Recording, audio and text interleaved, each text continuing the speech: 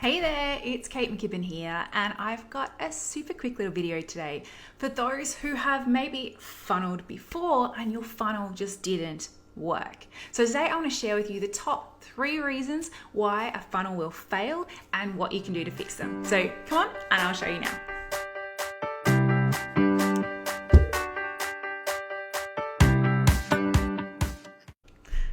Awesome guys. Thank you so much for watching this video and joining me today. I'll try and keep it brief. Well, I'll try. So today I want to talk about what happens when your funnel fails, because I know a lot of you watching this would have been like, hey, I've tried a funnel before and it didn't work. So then all of a sudden you're like, well, and if that one time that I tried it didn't work, therefore it'll never work. And because obviously you're all busy and you want to make sure you're spending your time and money on the things that get you the best outcomes, if you try something and it doesn't work, you're kind of like, all right, cut my losses, that's not for me, move on to the next strategy.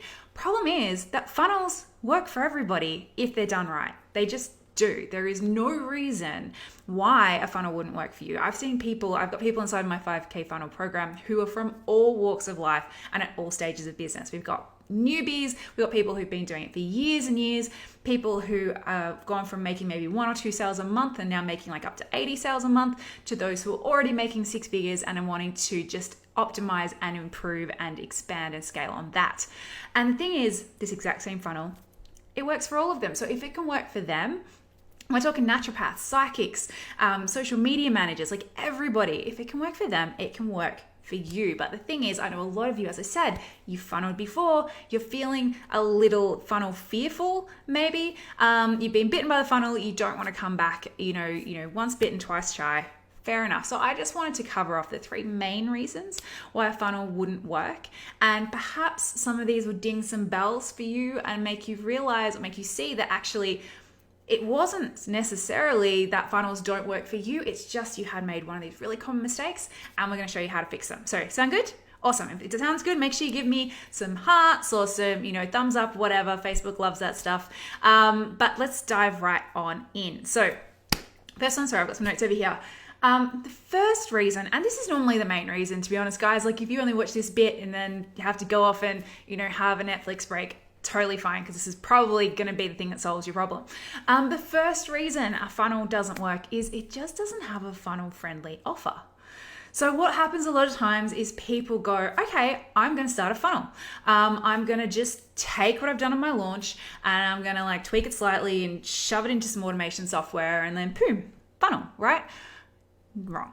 So the thing with funnels is because they're missing that kind of live element. They're missing that kind of direct interaction and connection and stuff with you, is that they do need to be set up differently. Basically, your offer in your funnel has to be a full body hell yes from the person watching. It has to be the most, absolutely the thing for them, the best, amazing value, something that they just can't say no to, something that they can't wait till later on, something they need now. And there's lots of different moving pieces that come to make up a funnel-friendly offer. First of all, obviously, it's what is the value that you've included. So to be able to know that, you really need to know who your target market is, what they want, what they see as valuable, what they really need. And that involves really doing a bit of a deep dive into their target market. And quite often people find, because we go through this in great depth inside the 5K funnel formula, that when they do this exercise, they're just like, oh my God, I've been offering the wrong thing this whole time. Or I thought my target market was one person, but it's not that person anymore. I've evolved and they've evolved. And, I've been speaking to the wrong person. So if you are, if your targeting is off a little bit, then the value that you're trying to give to that person will probably be off as well. And it's not going to be this full body hell yes. So you need that. You also need to make sure that your pricing is bang on. And this doesn't just mean pricing it so crazy low that it's seems like a bargain bin kind of offer. I don't advocate that. In fact, I don't actually really advocate discounting at all inside your funnel. There's other ways to show value, but you do need to make sure that you do need to price strategically, because the thing is, there are some price points which are just going to work better in a funnel than others, because some price points, like, if something's like several thousands of dollars, then they probably want to speak to someone. They're probably going to have a few questions before they make that kind of investment. So you need to find that really happy middle ground, that you're pricing something where people can feel confident, feel enough trust in something automated to give you that yes, but also that you've factored in and you've priced it appropriately to include a bit of a marketing budget. Because if you're going to be creating an evergreen funnel, part of your traffic, at least, I advocate that people really focus on growing their free traffic for their funnels and that you add the paid traffic in later. But, part of your traffic will be paid, and you need to make sure you've got a margin that covers that. So figuring out that right pricing, figuring out that right value, making sure that your messaging and your market is bang on. These pieces all come together and create your funnel friendly offer. And if any of those are off, your funnel will not convert. It just won't. So that's number one. Funnel friendly offer. Now, number two is, and I kind of touched on this a little bit already, is when people rely just way too much on paid traffic, particularly at the start. I call paid traffic an accelerator. Like, it's something that it's like throwing gasoline onto a fire, right? But you gotta have the fire first. If you just had some wet logs and you threw gasoline on it, like, nothing happens. The logs are just continue to be wet and now they smell worse. So you need to have that fire burning first. And you need to have systems set up to really make sure that not only are you just with your organic traffic and your existing list driving people into your funnel and getting sales that way, which literally costs you nothing, but you also have these, really just basic traffic pillars set up. Things like, having some pillar content for SEO, having a strategy for sharing on social media, doing things that help you get out there and get you seen more, like getting onto, podcasts and doing PR and all that kind of jazz, which I know sounds kind of scary, but can be really super easy. And I actually have like some step-by-step checklists, scripts, the works for how to do this. That whole piece I call the amplification stage, and it's actually stage 3 in my 5K funnel formula. So people who just rely too much on ads, the thing is that the people coming in through ads they're super cold. They don't know who you are. And even the best funnel and the best content, it's going to mean that your conversion rate's actually going to be a bit lower. And it also means it can be quite expensive up front to get rolling, particularly if you have split payment options, because you might be paying a couple of $100s to get that sale if they're coming through ads, and they might only be paying a couple of $100s for their first payment. So it's going to take a few months to stack enough payments for this to then be profitable. So this is where a lot of people get stuck. They kind of find this, their funnel might be fantastic. It might be working, but they're just trying to shove too much cold traffic into it too soon.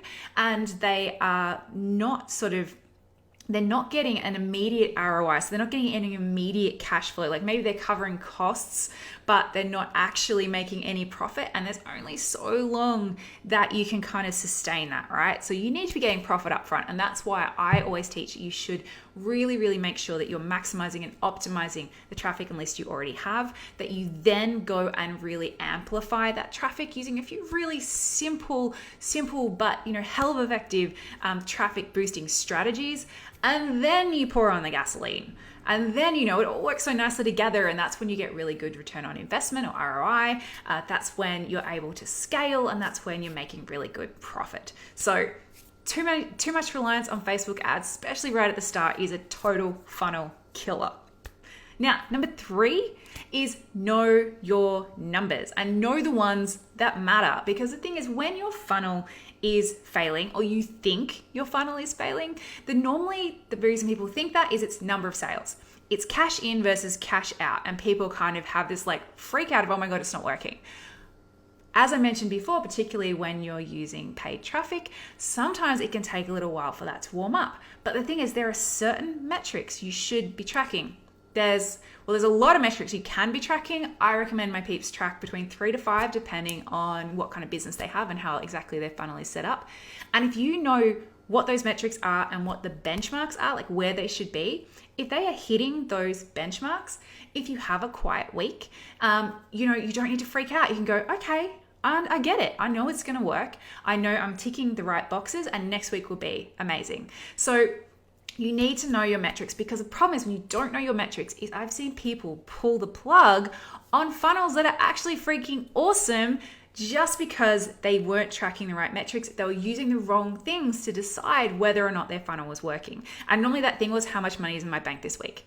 And as I said, sometimes this is building a snowball, baby. This is going, when you get your funnel up and running and rolling, it's like slowly, more, bigger, hold on tight. This is amazing. Like, that is how a funnel takes off. It takes this first thing takes a couple of weeks, a month, and then it's like boom. That's when that's when your business is radically changed. But you have to make sure you are tracking the right things at the start. You've set it up correctly from the start, and that way you know that you are on track, and you can just go, okay, quiet week. Quiet week is cool. I was prepared for that. I knew that was going to happen. Everything is still, hunky-dory. Everything is still ticking the boxes. I'm not going to stress about it. I'm not going to kill something that 2 weeks from now is going to be absolutely killing it.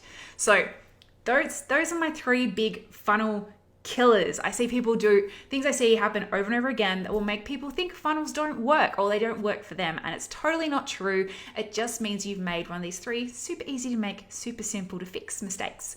So if you want to come in and see what the inside of a funnel that is freaking rocking looks like, and exactly how you can set that up, like, it's a really simple 4-step process. I'm sharing it all in the free funnel masterclass I'm running right now. Link is link is above or below. So make sure you click through, grab your seat.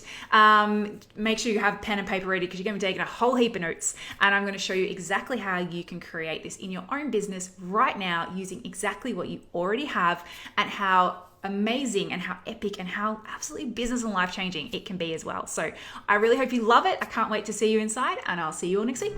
Bye.